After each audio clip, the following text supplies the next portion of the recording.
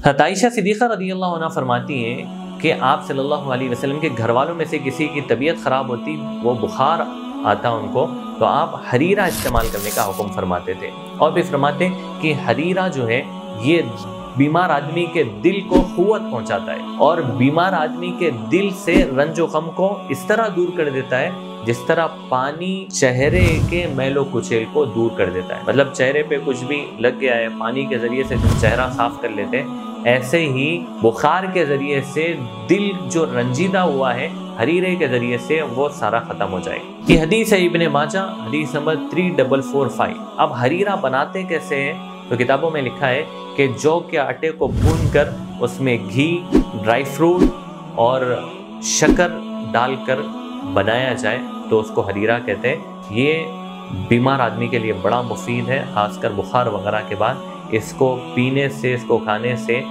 पूरा तंदुरुस्त हो जाता है। चाहे मर्द हो चाहे औरत हो, दोनों भी इस्तेमाल कर सकते हैं, बच्चों को भी इस्तेमाल करा सकते हैं।